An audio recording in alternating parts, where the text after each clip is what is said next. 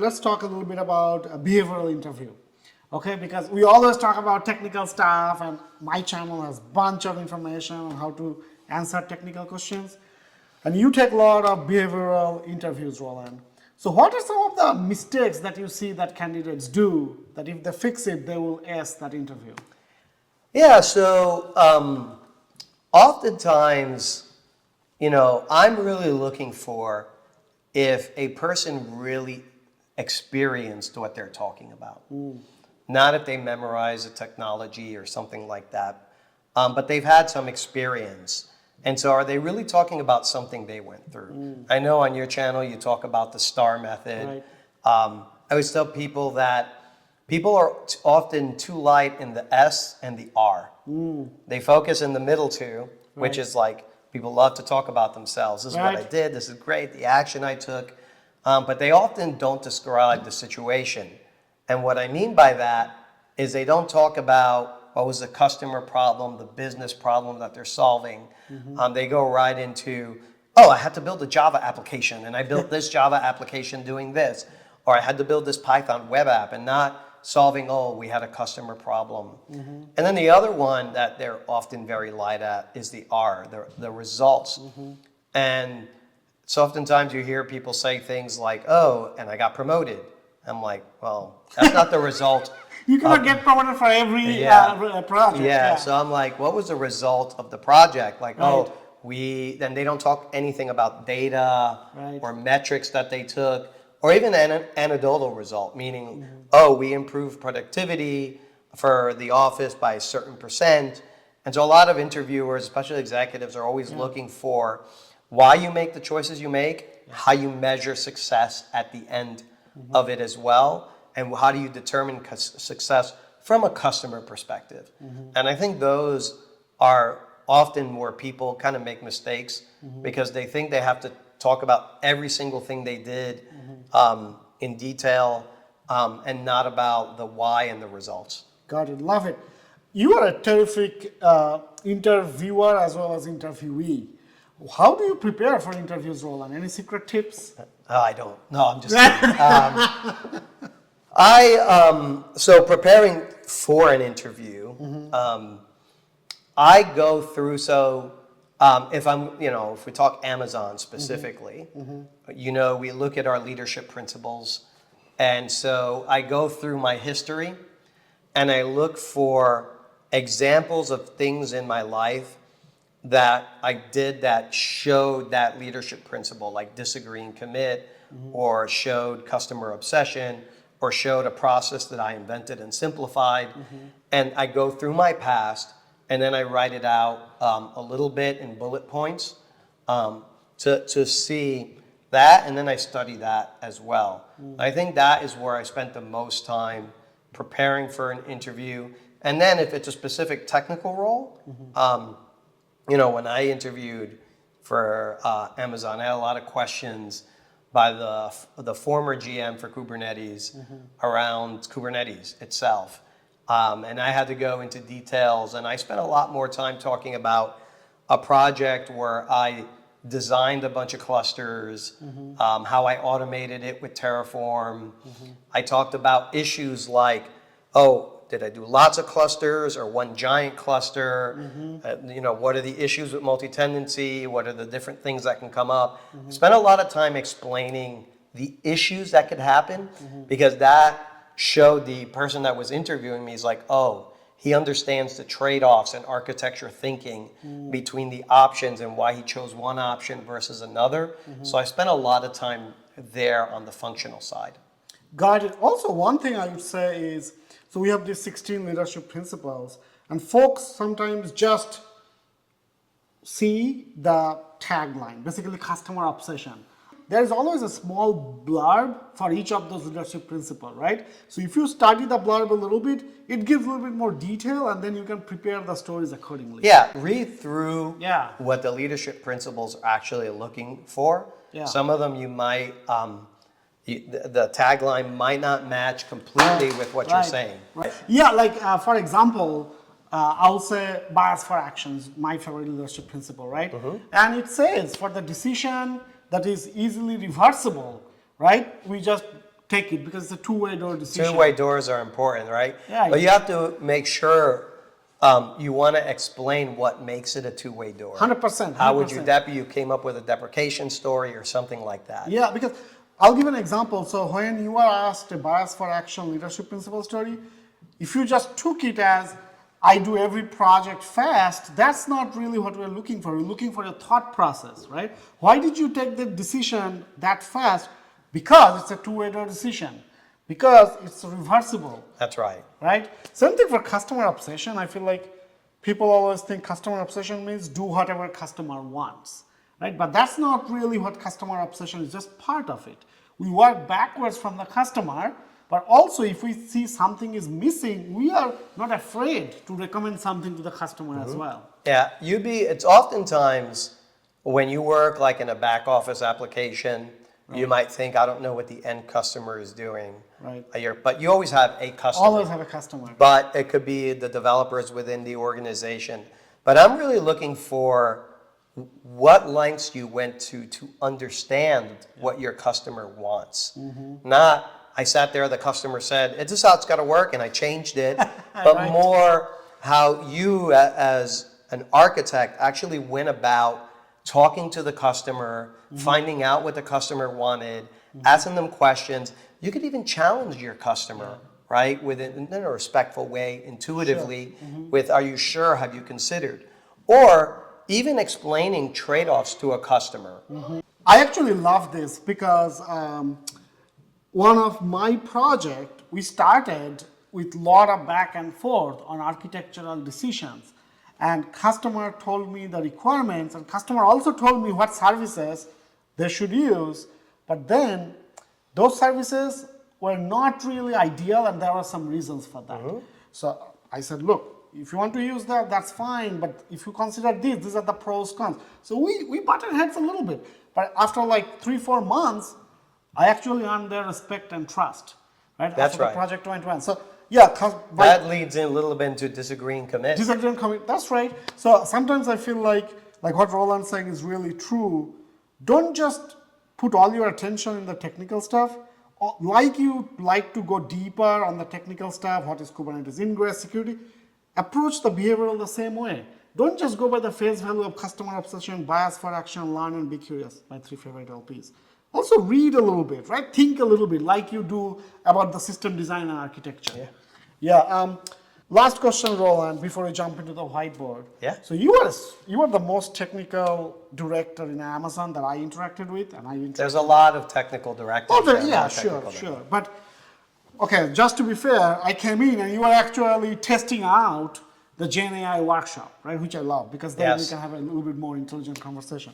How do you keep up to date, even though being a management, to be technical? And it's difficult, don't get me wrong, because I also want to spend time with my family, my wife, my children, and so my children are all in their 20s and adults now. So once they get married, it becomes a little easier. a little easier, right? So one of your daughters is married. That's right. Yeah. And so, however, I always go through, I do a lot of the workshops and so I read what are the concepts, and then I do enough of a workshop to understand it. I might actually work on a real project. So I have an engineering team. I might dive deep with the specific engineering team, and I might jump into one of their projects or one of my prototyping teams. But every morning, Saturday morning, I do people have Saturday morning cartoons in the past. Yes. I do a little Saturday morning self-enablement. Sometimes I block 2 or every morning since I live on the East Coast like you do.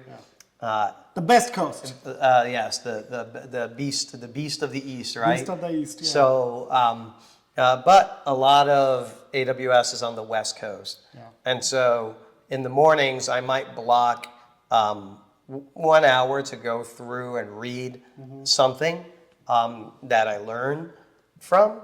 But in general, I try to at least every weekend do a little bit of a lab or something like that to kind of go through a concept. Any favorite links or websites that you go to? A lot of different ones. I don't know if I definitely go to courses on Udemy. Yeah. I definitely go to websites like the OpenAI website. I go to Workshop Studio. That's a great asset we have in AWS to run through workshops. Those are probably the three that I've been going through the most recently. Okay. Excellent. No, that's great. All right, Roland. So now what we're gonna do is whatever we've been talking about, Gen AI, Agentic AI, we're actually gonna whiteboard. Okay, we are gonna whiteboard Agentic AI solution. So let's go to the whiteboard and we'll get started. All right. All right. Now we are at our trusty whiteboard. Roland has one in his office, right? So we're going to whiteboard the Agentic AI workflow. But before we go there, Roland, what is Agentic AI? Yeah, that's a great question. So if you look at, you've played around with LLMs now and you give a prompt, you always hear they're non-deterministic, right? So I could give a prompt like, hey, give me an itinerary for a 4-day vacation in Paris. And it can generate an itinerary based on each day. If I change the prompt a little and say something like, hey, give me an itinerary for a vacation for 4 days in Paris, take into account next week's weather forecast, and plan out appropriately to go for the weather. So on rainy days, I want to go see the Mona Lisa. On sunny days, I want to go to the top of that kind of church in the mountain up there and see it. And I want it to do that. Well, all that sounds great, but an LLM might not be able to tell you what the weather forecast is next week because it's trained on the past. And so what an agent can do, we talk about agentic workflows, is you can write an agent in an LLM to recognize a piece of the prompt, like the weather forecast next week. And so, for example, you might have an LLM here, right? And you create an agent, right? And there might be an API out here somewhere. Sorry for the bad handwriting. That's weather. I'll get out of the way of the camera, right? And if this API is described using the Open API spec, I could actually create an agent that's a piece of software that recognizes the prompt and makes a call to that Open API, return back the weather, and it can then use that and say, okay, now that I know the forecast for a rainy day, I'm going to go and generate this. So it can have multi-step flows. Correct. It's like a step function of LLMs. Correct. Yeah. And when we talk about agentic workflow, we talk about chain of thoughts. Often in the early days, a lot of the interactions were stateless. So I ask something, I get it back. And so chain of thought can really give you kind of more reasoning, like you asked, you get a response. It saves the context based on that. How about this? How about that? And so some of that workflow may involve interactions with prompts in the LLM. Some may involve getting data. So an agent, for example, you can have multiple tasks, and you could actually call a database.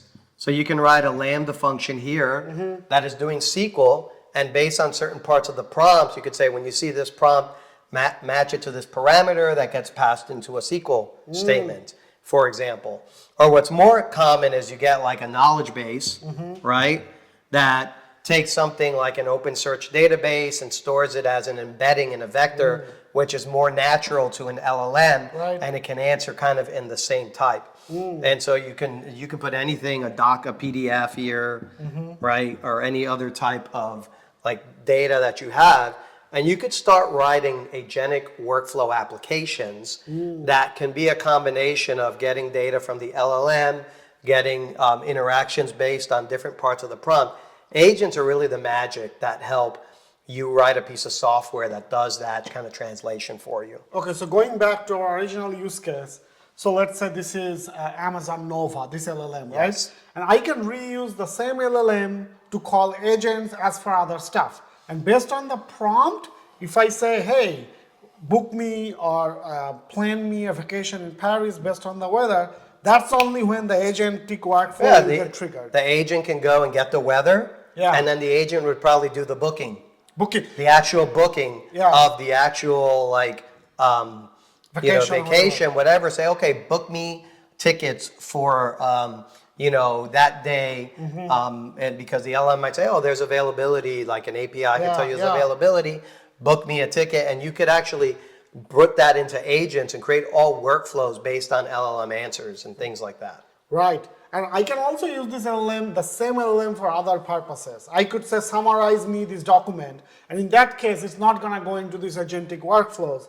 It is intelligent enough to know only when to trigger this agentic. Yeah, so it's based on things in the prompt. But if you're passing the documents in as part of the context, like some people build up very large prompts, you need large token sizes and things like that. But often for that use case, it could still use agentic workflows to go out to a knowledge base to get that, right? Some tools like Bedrock automate that interaction for you, or you can write code. But like if you could put that document in a knowledge base and an agent can actually do that interaction. So you have a choice to use an agent, not to use an agent too, for certain interactions when you have data. Right, and so in AWS, Roland, what service can help us build these agents? Yeah, Bedrock and the APIs and the SDKs we have in Bedrock is the most common way. There's other ways to do agents too, like you can do self-manage with like Inferentia and build your own inference and put agents. So you could do that, and we have like, the instance types to help you do that. Yes. So you could do that. You can do certain behaviors in SageMaker as well.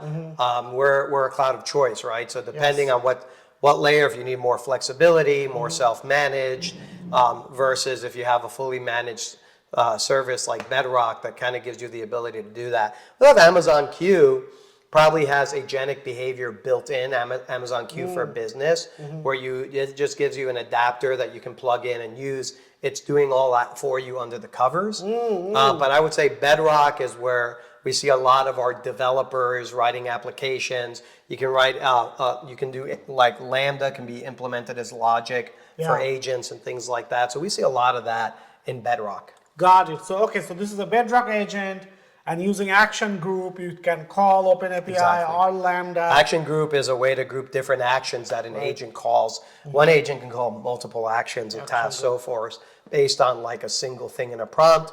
Or you could have the agent go to different action groups. So like one part of the prompt, like the weather goes to the weather service when it sees the weather in the prompt, but when it sees booking, it goes to another action group and does that workflow. So like you can have the agent smart enough and use the prompt to do that logic, or you can do it in the action group in code. Really depends what you're doing. Got it. This is cool, but still, Roland, it seems like there's a little bit of building and orchestration you need to do. Is there a next evolution to this? Yeah, what we're seeing, a lot of LLM is starting to tune or train models on agentic behavior. What does that mean? The same way I could take data in a database, use it to tune a model or train my own model, which is more expensive still. You could imagine an API spec, for example, being a part of the data that gets trained, and like having well-known APIs be trained inside the models, so that like if you have these type of prompts, it can actually call your own enterprises. So we actually see a lot of enterprises starting to build special purpose models with their agents in it to call their enterprise systems. And so those are examples of like where we see the evolution, because we live in a world where we have non-deterministic problems and we have deterministic problems. It's not an either or, we're doing an and. And to implement sophisticated applications, you need to be able to mix those two together. And I think that's why agentic workflows are really taking off. I love it. So let's say my previous LLM, I have to go instrument all this, but now if I say book me a vacation in Paris based on the weather, it will automate. I don't have to go orchestrate any of it. Yeah, if you've actually tuned a model to actually do some of that, you could do that as well. But oftentimes, writing the software is not that hard. Developers, you can write these agents in Python or JavaScript. And so sometimes you still need to write code, right? We don't want to scare off the developers here, huh? Right, that's right. But the developers can write and reuse their existing business logic. For example, if they have an enterprise service bus from the past, they can reuse like their existing business logic and call them from agents. So, one thing I was under a wrong impression was you can only call APIs or do AI related things.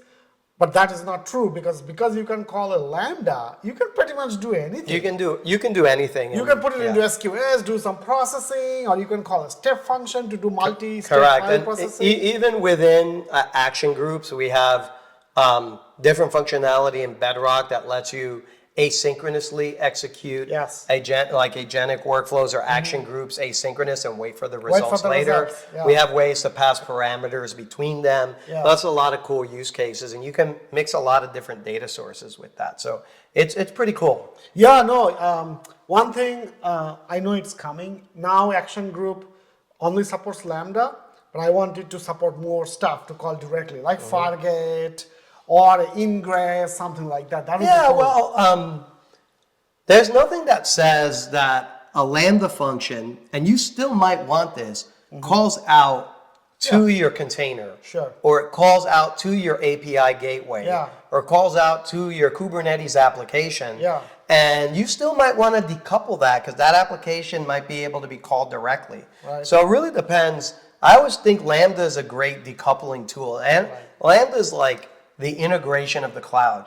Like Lambda is one of these things that everyone uses it everywhere. And it's really, you have a piece of data, you have an event, a prompt, whatever happens, I can write a piece of code and connect it to something else in the cloud. Lambda is really the true success story of integration. No, I love it. So, Roland, if people want to try this sort of workshops or try it hands-on, where should they go? Yeah, we have plenty of workshops available in Workshop Studio, and we have different things online and different links. We can share it in the video that we have around running workflows. We have an agentic workshop actually that lets you run different flows. So I was playing with one this morning, and one called a SQLite database, another one called an Open API spec, another one called a DynamoDB database. Which is pretty cool, right? And knowledge base is like, is really the ability to create embeddings and vectors so that it's faster because you're doing vector and things like that. No, my mind was blown. You showed me that example where it's actually doing a SQL query. Yes. Right, based on the prompt, it's writing the SQL query and then executing, which is pretty neat. Pretty cool. And so you don't always have to translate your data. Sometimes if it's something that gets called a lot, having it as vector embeddings might be faster. But there's a lot of data sources that you want to just go at directly and get if the APIs are tuned and fast. And definitely if you want to get deterministic data, like at the end of the day, if you have a data source like your account, your account is always changing, like your bank account goes up and down. You're not going to put that in a knowledge base. You just want to call the account, get me my balance. Based on my balance, do something with the LLM, right? Those are things that are always going to be transactional and deterministic. Okay. A couple last questions. What are some of the use cases that you are seeing companies are using? We're seeing a lot. We're seeing everything from things in life sciences around LLMs that look at like protein sequences and make predictions based on that, like real world, life-saving, trying to figure out like predictions about what someone's potential is to be sick or not sick. A lot of use cases around just validating data, like automating compliance is another use case we've seen. I've seen another use case around just spatial data and maps and actually training data on maps and then doing routes around that. So lots of different use cases that we see with our customers. Pretty cool. That's incredible. Last question, Roland. How can people reach out to you? LinkedIn is always probably the best place to go to. I have other places as well, but LinkedIn is probably the best one. Excellent. Roland, thanks again for coming and doing this brainstorming as well as giving tips and wisdom to my viewers. All right. Happy coding, everyone. Happy coding, happy learning. Keep learning, keep rocking.